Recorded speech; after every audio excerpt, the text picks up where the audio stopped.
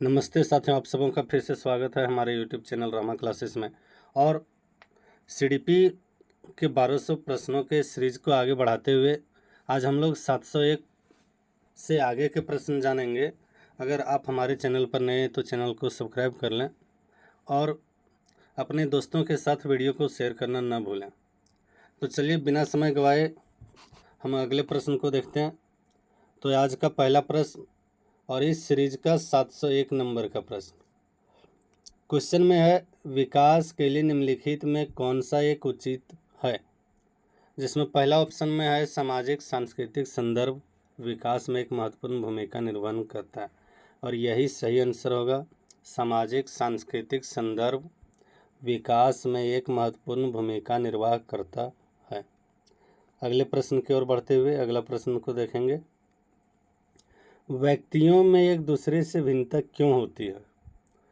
तो व्यक्तियों में एक दूसरे से भिन्नता यहाँ देखिए वंशानुक्रम और वातावरण के बीच अन्योन्य क्रिया के कारण होती है। मतलब एक दूसरे बच्चे जो अलग अलग होते हैं तो उसका सबसे बड़ा काम है वंशानुक्रम और वातावरण के बीच अन्योन्य क्रिया। अगला प्रश्न, आजकल बच्चों की गलत धारणाओं को वैकल्पिक धारणाएं कहने की एक प्रवृत्ति इसे कहा जा सकता है।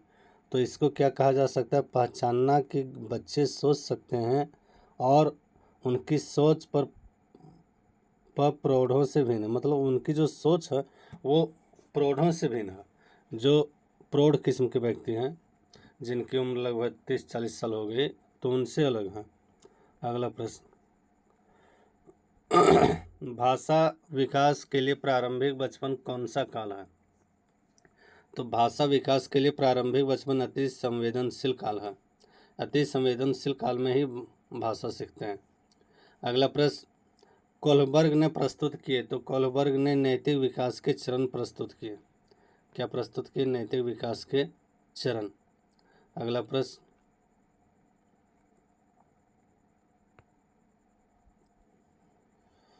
वह कौन सी प्रक्रिया है जिसके माध्यम से मानव शिशु समाज के सक्रिय सदस्य के रूप में निष्पादन करने के आवश्यक कौशलों को अर्जन करता है।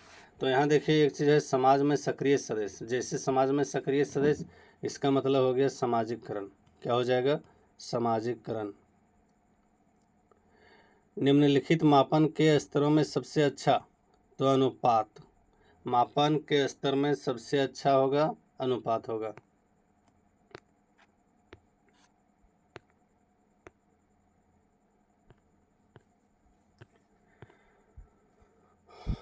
मनोवैज्ञानिकों के अनुसार निम्नलिखित में से किस विधि द्वारा मूल प्रवृत्तियों में परिवर्तन लाया जा सकता है। तो मार्गांतरीकरण के द्वारा मूल प्रवृत्तियों में अंतर लाया जा सकता है। अगले प्रश्न की ओर बढ़ते हुए, प्रत्ययों का बनते रहना कौन सी प्रक्रिया है। तो प्रत्ययों का बनते रहना संचयी प्रक्रिया है। प्रत्ययों का बनते रहना संचयी प्रक्रिया है। अगला प्रश्न, एक बच्चा जो खाली जगह से ग्रस्त है वह साव और वाज और न्यूक्लियर को अनक्लियर में अंतर नहीं कर सकता है। तो इसके लिए डिसलेक्सिया। अक्षर को अगर देखने में परेशानी हो रहा है तो उसको कहेंगे डिसलेक्सिया की प्रॉब्लम है। उसको किससे प्रॉब्लम है। डिसलेक्सिया। एक बहुसांस्कृतिक कक्षा कक्ष में अध्यापिका सुनिश्चित करेगी कि आकलन में निम्नलिखित में से कौन सम्मिलित हो। तो आकलन में अपने विद्यार्थियों की सामाजिक सांस्कृतिक पृष्ठभूमि को सम्मिलित करेगा। अपने विद्यार्थियों की सामाजिक सांस्कृतिक पृष्ठभूमि को सम्मिलित। अगला प्रश्न, सामाजिककरण एक प्रक्रिया है। तो सामाजिककरण क्या है। तो मूल्यों विश्वासों तथा अपेक्षाओं को अर्जित करने की एक प्रक्रिया है। सामाजिककरण मूल्यों विश्वासों तथा अपेक्षाओं को अर्जित करने की एक प्रक्रिया है। कक्षा में शिक्षार्थियों से कहा गया कि वे अपने समाज के लिए क्या कर सकते हैं। इसे दर्शाने के लिए एक नोटबुक में अपने कार्य का विविध शिल्पाकृतियों का संयोजन करें। यह किस प्रकार की गतिविधि है। तो यह है पोर्टफोलियो आकलन। किस प्रकार का गतिविधि होगा। पोर्टफोलियो आकलन। अगला प्रश्न, निम्नलिखित में कौन से समाज में लिंग समानता का मानदंड हो सकता है? लिंग समानता का मानदंड तो विद्यालय में पुरुष और महिला शिक्षकों की संख्या की तुलना, कक्षा 12 में लड़के और लड़कियों की संख्या समान संख्या में प्राप्त प्रविष्ट योग्यता, कक्षा 12 तक पहुंचने वाले लड़के और लड़कियों की संख्या की तुलना, और यही सही आंसर होगा। इसमें लिंग समानता मानदंड हो सकता है। पता चलेगा कि कक्षा 12 तक कितने लड़के पढ़ने आ रहे हैं और कितने लड़कियां, तो उससे लिंग समानता, समाज में लिंग समानता का मानदंड वे हो सकता है। अगला प्रश्न, व्यक्तिक अंतरों का ज्ञान शिक्षकों की मदद किसमें करता है? तो व्यक्तिक अंतरों का ज्ञान सभी शिक्षार्थियों को व्यक्तिगत आवश्यकताओं और का आकलन करने और उनके अनुरूप पढ़ाने में। कौन? व्यक्तिक अंतरों का ज्ञान। अगर अलग अलग बच्चों में क्या क्या अंतर है उसको अगर हम जान जाएंगे तो उससे हमको क्या होगा, सभी शिक्षार्थियों को व्यक्तिगत आवश्यकता के अनुसार आकलन कर पाएंगे और उसी के अनुसार हम फिर बच्चे को पढ़ा पाएंगे। एलेक्सिया क्या है? तो एलेक्सिया जो है वो पढ़ने में या क्षमता, पढ़ने में या क्षमता की जो बीमारियां हैं उसको एलेक्सिया कहेंगे। यदि आप कक्षा का बच्चा सी का डी को सी लिखे तो वह कौन सा? तो वह है डिसलेक्सिया। डिसलेक्सिया में उसको देखने में प्रॉब्लम हो रहा है, किधर से घुमा रहे हैं वो प्रॉब्लम होते हैं डिसलेक्सिया, और एलेक्सिया में पढ़ने में प्रॉब्लम होते हैं।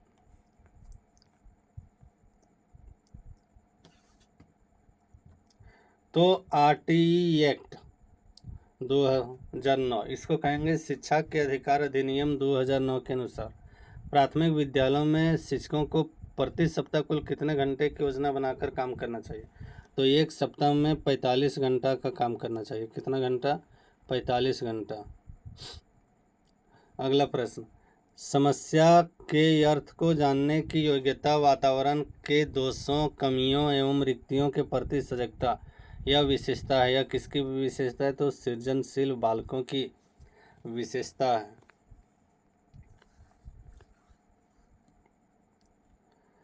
विशेष आवश्यकता वाले बच्चों को शिक्षा उपलब्ध कराई जानी चाहिए। तो विशेष आवश्यकता वाले बच्चों को भी यानी सामान्य बालकों के साथ में ही शिक्षा उपलब्ध करवाई जाए। प्रतिभाशाली होने का संकेत नहीं है। तो प्रतिभाशाली होने का संकेत नहीं है दूसरों के साथ झगड़ना। कक्षा 5 के न्यून दृष्टि वाले बालकों को, न्यून दृष्टि दोष वाले जो बालक हैं उसके साथ क्या करना चाहिए? तो कक्षा में सामान्य रूप से बर्ताव करना चाहिए एवं ऑडियो सीडी के जरिए उसकी सहायता से प्रदान किया जाना चाहिए। ऑडियो सीडी या वीडियो सीडी अगर आते तो बच्चे को दिखाना और फिर सुनाना चाहिए। यहाँ पर अगला प्रश्न, निम्नलिखित में किस एक जोड़े का मिलन ठीक हुआ है? तो एक जोड़े का मिलन, यहाँ देखिए, अच्छा लड़का और अच्छी लड़की अभिविन्यास, अच्छा बनकर कोई स्वीकृति प्राप्त करना, ये सही आंसर होगा। अगला प्रश्न, किसके अनुसार बालक का विकास आनुवंशिकता तथा वातावरण का गुणनफल है? तो वुडवर्थ के अनुसार बालक का विकास आनुवंशिकता तथा वातावरण का गुणनफल है। अगला प्रश्न, कमजोर वर्ग के बालक से तात्पर्य है? तो कमजोर वर्ग के बालक से तात्पर्य यहाँ ये होगा, ऐसे अभिभावकों के बालक जो सरकार द्वारा निर्धारित न्यूनतम सीमा की वार्षिक आय की सीमा से नीचे के वर्ग में आते हैं। सरकार ने जो निर्धारित कर रखा है कि एक साल में इतने इनकम करने वाले ये कमजोर वर्ग में आएंगे, तो उसके उस सीमा से नीचे वर्ग वाले बच्चे आते हैं। अगला प्रश्न, निम्नलिखित में कौन सा एक उदाहरण भाषिक बुद्धि वाले व्यक्ति को दर्शाता है? भाषिक बुद्धि वाले व्यक्ति, तो भाषिक बुद्धि शब्दों के अर्थ और कर्म तथा भाषा के विविध प्रयोगों के प्रति संवेदनशीलता। शब्दों के अर्थ तथा कर्म और भाषा के विविध प्रयोगों के प्रति संवेदनशीलता भाषिक बुद्धि वाले व्यक्ति का उदाहरण है। किसका उदाहरण? भाषिक बुद्धि वाले व्यक्ति का। वह कौन सा बाह्य कारक है जो एक बालक को कक्षा में रुचि लेने से रोकता है? तो बाह्य कारक है संस्कृति और प्रशिक्षण। संस्कृति और प्रशिक्षण ही है जो बालक को कक्षा में रुचि लेने से रोकता है। अगला प्रश्न, यह संगठित घर से आने वाले बालक सबसे अधिक कटने का अनुभव करेगा। तो स्वतंत्र अध्ययन में वो बाहर रहने के बारे में सोचेगा। कब? जब स्वतंत्र अध्ययन की बात होगी। अगला प्रश्न,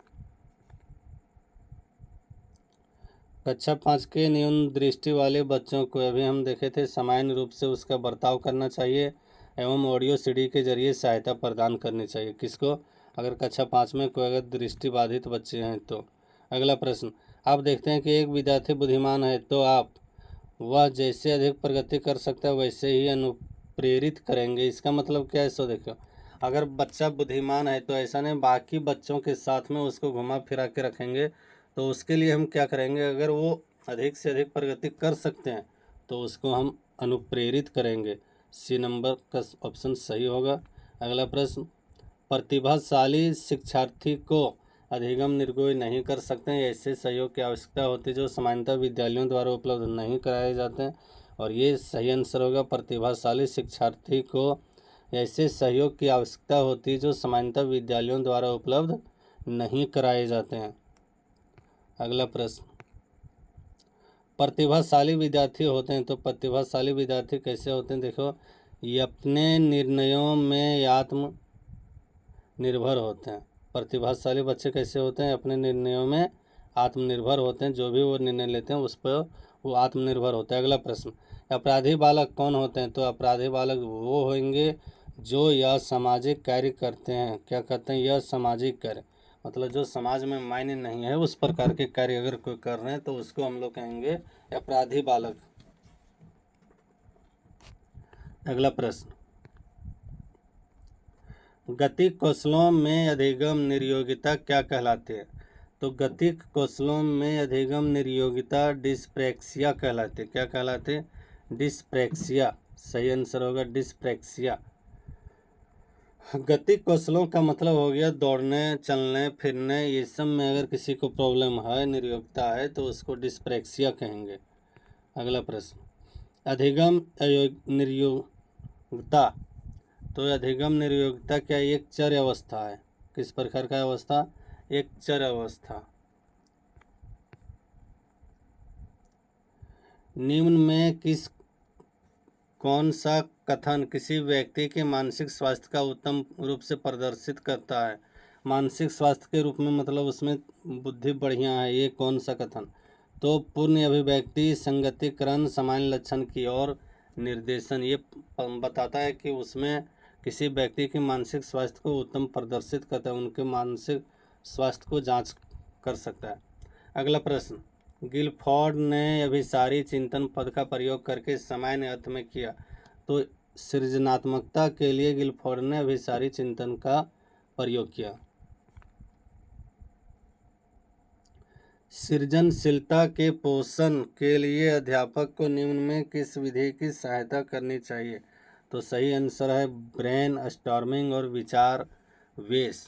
इसका प्रयोग करेंगे। सृजनशीलता के पोषण के लिए अध्यापक को कौन सा प्रयोग करना होगा? ब्रेन स्टॉर्मिंग और विचार वेश।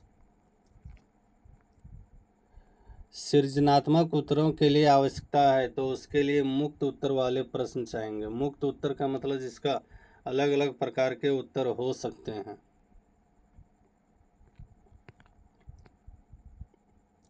जन्म के समय लगी चोट या भ्रूण क्षति के वजह से आई मानसिक मंदता कहलाती है तो उसको कहेंगे जैविक मंदता। उसको क्या कहेंगे? जैविक मंदता। यहाँ पर क्या है? सो देखो, जन्म के समय लगी चोट मतलब अगर किसी बच्चे को चोट लग जाता है या भ्रूण क्षति, माँ के पेट में जब बच्चा रहता है तो उसके कारण कुछ क्षति आती है तो उसमें उसकी मानसिक मंदता, मानसिक मंदता का मतलब दिमाग कुछ कम काम कर रहा है तो उसको क्या कहेंगे? तो उसको कहेंगे जैविक मंदता। अगला प्रश्न,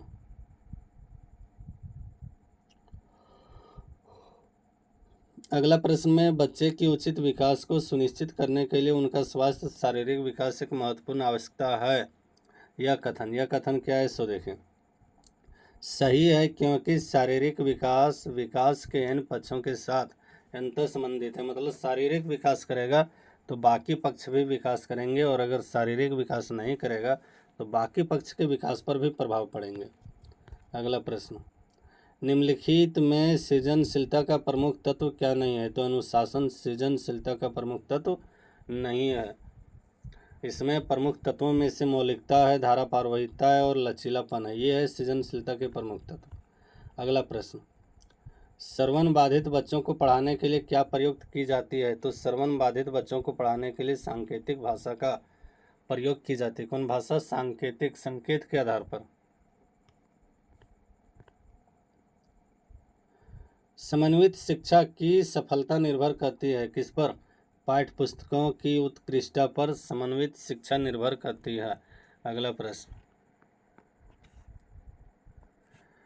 निम्नलिखित में कौन सा आकलन के लिए सर्वाधिक प्रयुक्त तरीका है?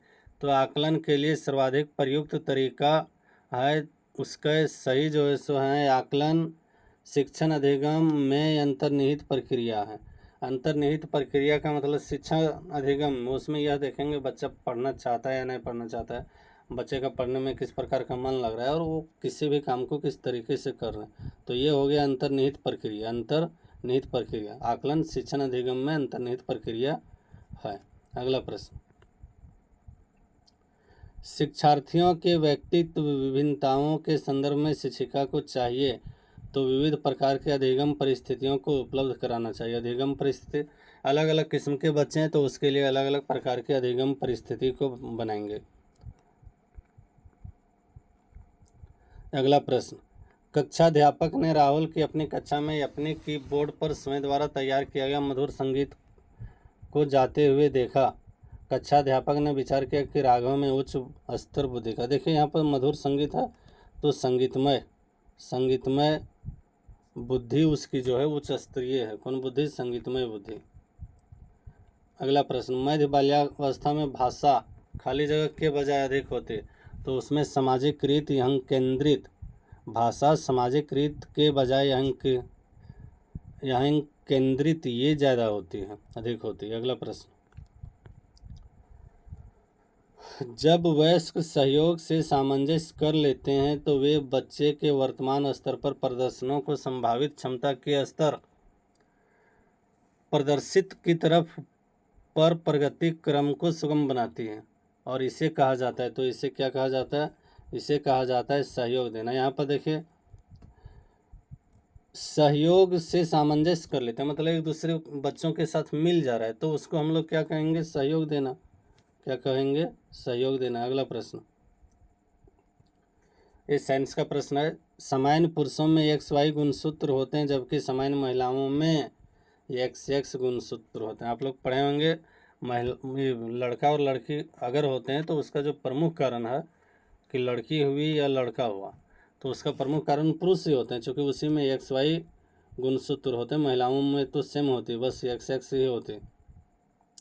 वाइगोत्स्की और पियाजे के परिप्रेक्ष्यों में एक प्रमुख भिन्नता है, क्या है? तो भाषा एवं चिंतन के बारे में दृष्टिकोण, और यही सबसे प्रमुख भिन्नता है। किसमें? वाइगोत्स्की और पियाजे में। दोनों ने अलग अलग प्रकार के विचार दिए भाषा से संबंधित। अगला प्रश्न, गार्डनर ने एक बहुबुद्धि के सिद्धांत के अनुसार वह कारक जो व्यक्ति के आत्मबोध हेतु सर्वाधिक योगदान देगा वह हो सकता है, तो वह क्या होगा? वह होगा अंतःवैयक्तिक। क्या होगा? अंतःवैयक्तिक। अगला प्रश्न, आप एक शिक्षिका के रूप में रैगिंग और धमकाने के सख्त विरोधी हैं तथा इस संदर्भ में विद्यालय में पोस्टर लगवाते हैं तथा समिति बनवाते हैं। आपसे जुड़ने वाले किशोर जो इस विचार के दृढ़ विश्वासी हैं निम्नलिखित में से किस स्तर के होंगे? तो वो होंगे उत्तर पारंपरिक। उत्तर पारंपरिक का मतलब पहले समझ लो, पारंपरिक, पूर्व पारंपरिक और फिर उत्तर पारंपरिक। यहाँ पर देखिए रैगिंग ये सब जो होता है थोड़ा सा जब उच्च क्लास चल जाते हैं तब होता है, तो उच्च क्लास मतलब वो उत्तर पारंपरिक के रूप में है। अगला प्रश्न,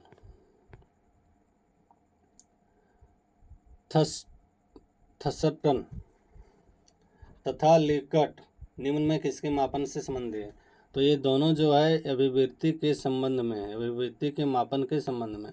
अगला प्रश्न, उत्सुकता परीक्षण निम्न में किसका घटक है? उत्सुकता परीक्षण जो है सृजनात्मकता का घटक है। किसका घटक? सृजनात्मकता का घटक। अगला प्रश्न, सामाजिकरण में सम्मिलित है सांस्कृतिक संचरण और व्यक्ति का व्यक्तित्व विकास करना, ये भी सामाजिकरण का हिस्सा। व्यक्तित्व विकास करना यह भी किसका हिस्सा है? सामाजिकरण का हिस्सा है। किसके द्वारा निपुणता अभिविन्यास को प्रोत्साहित किया जा सकता है? तो शिक्षार्थियों की व्यक्तिगत प्रयासों पर ध्यान केंद्रित करना, ये जो है सो निपुणता अभिविन्यास को प्रोत्साहित कर सकता है। अगला प्रश्न,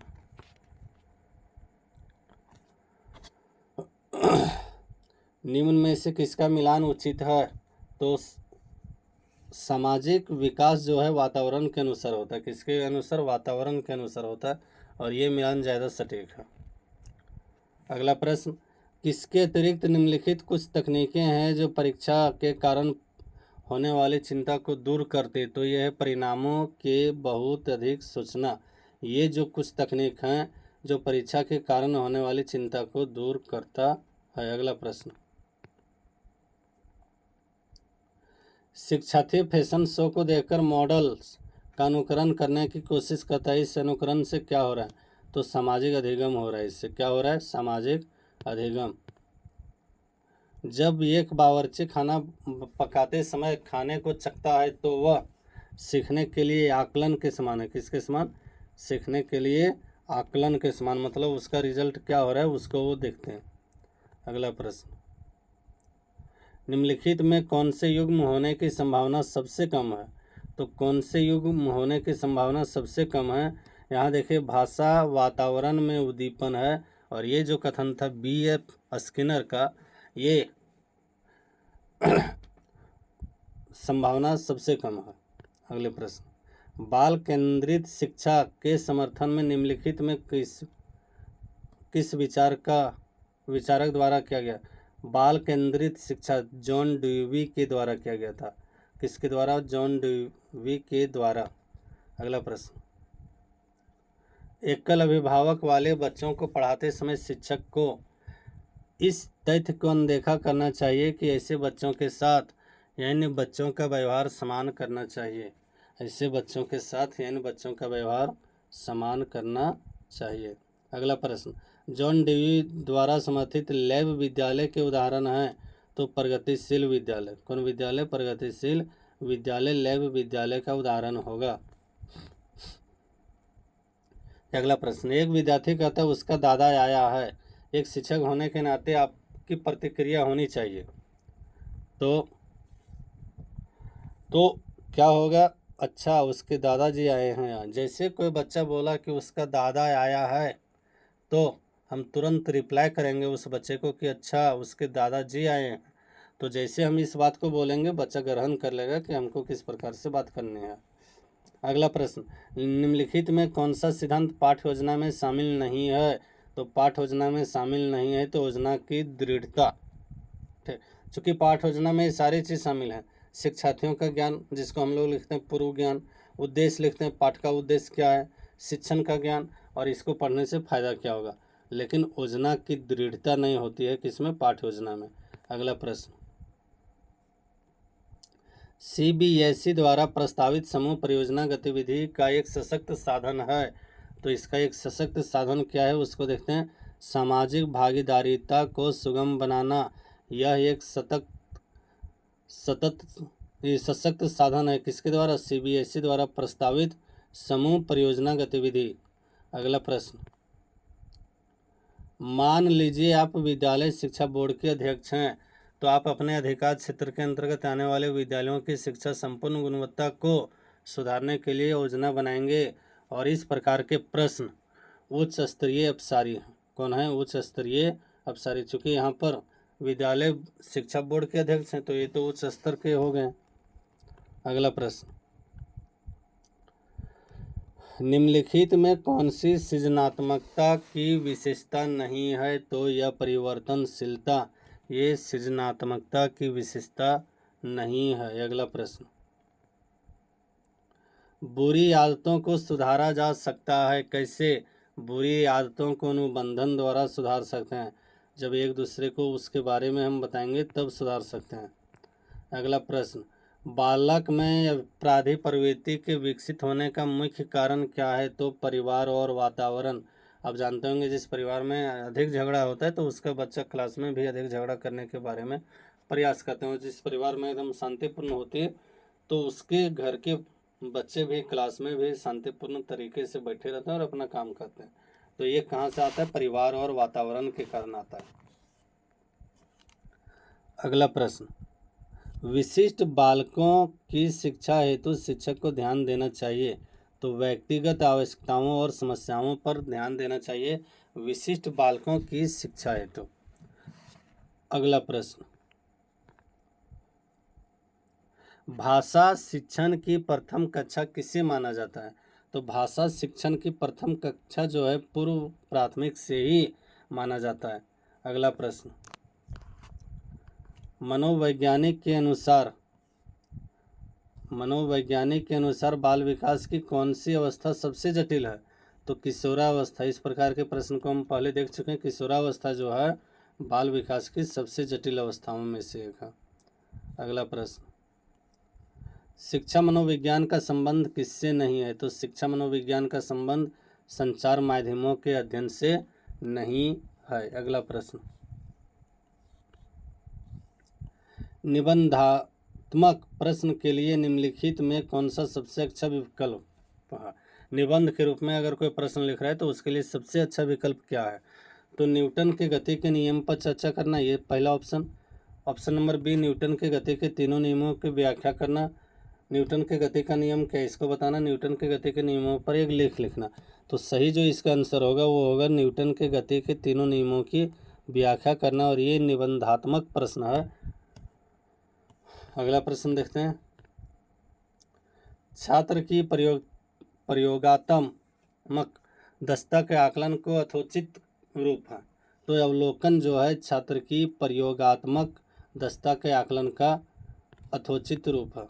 अगला प्रश्न, रमेश और अंकित की समान बुद्धिलब्धि 120 है। रमेश अंकित से 2 वर्ष छोटा है। यदि अंकित की आयु 12 साल है तो रमेश की मानसिक आयु क्या होगी?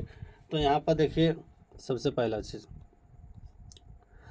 पहला चीज़ इस प्रश्न में ये समझना है, रमेश अंकित की समान बुद्धिलब्धि 120 है।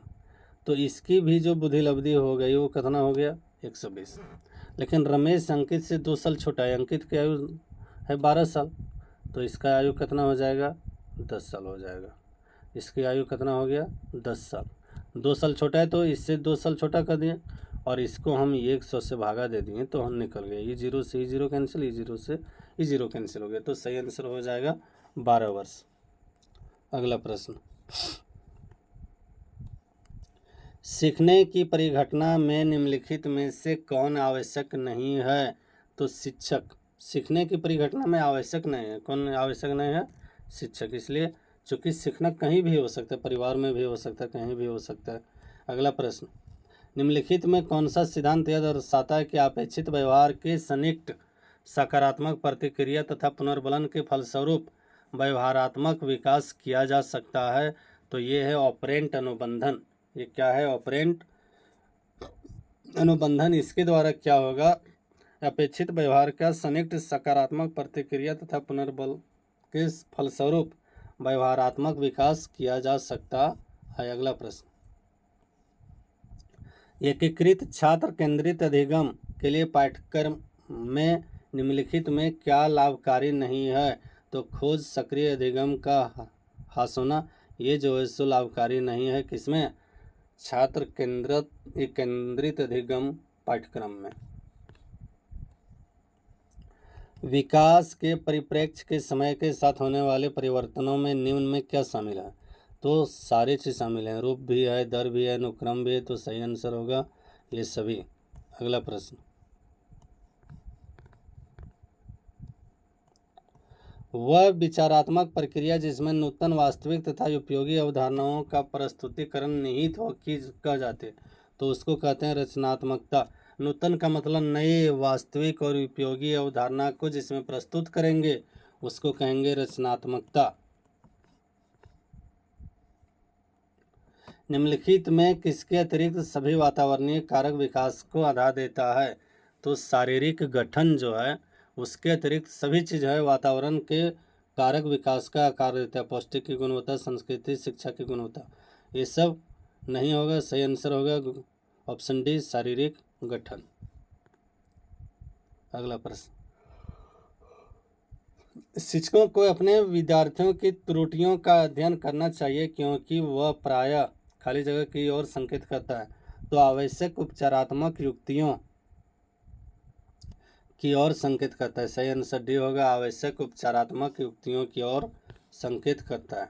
अगला प्रश्न, एक विद्यार्थी अपने समकक्ष व्यक्तियों के समूह के प्रति आक्रामक व्यवहार करता है और विद्यालय के मानदंडों को नहीं मानता है।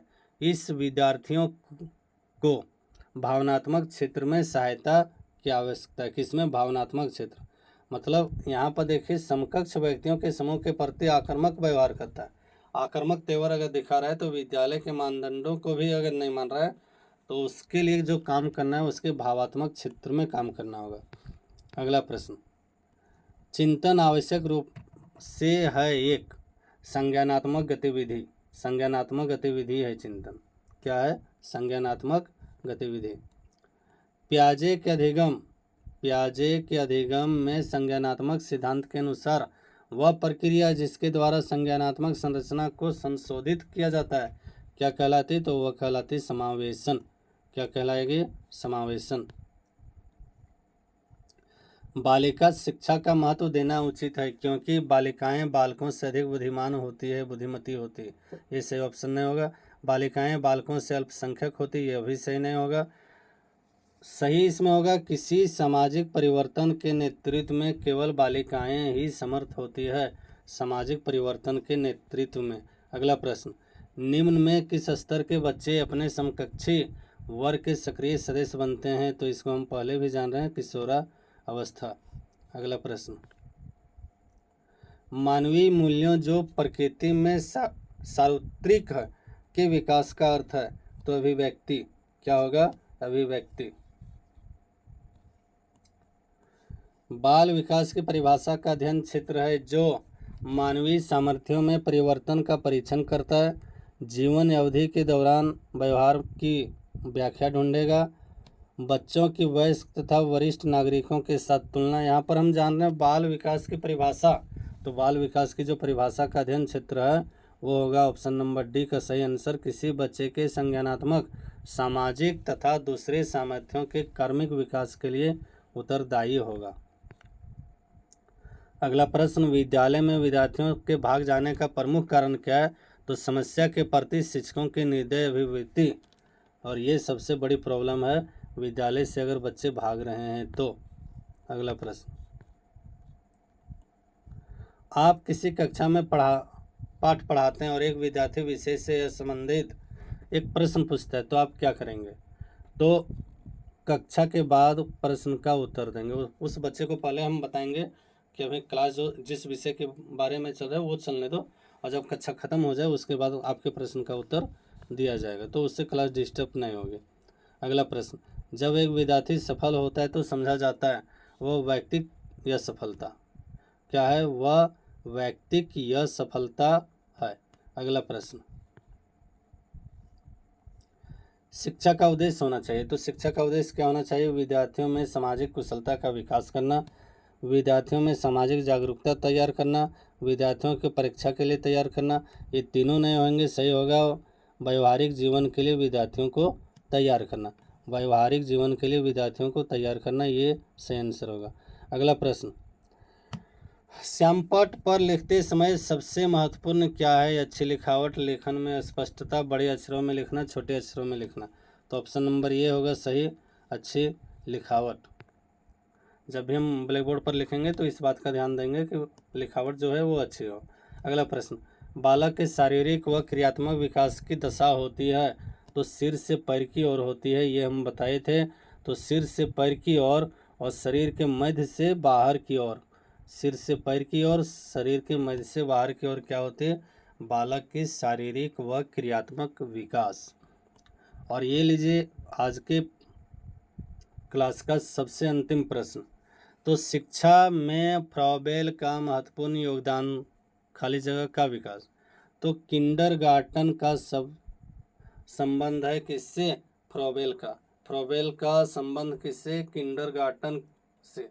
तो इसी के साथ ही आज का ये क्लास समाप्त होता है। उम्मीद है आप सबों को ये वीडियो पसंद आएगी, और अगर आपको पसंद आ रही है तो आप अपने दोस्तों के साथ इसे ज़रूर शेयर करें, क्योंकि अभी आकलन की तैयारी उनको भी करनी है। और ज़्यादा से ज़्यादा जब शेयर होगी तो कहीं ना कहीं हमारे ही साथी ज़्यादा से ज़्यादा इसका लाभ ले सकेंगे। धन्यवाद।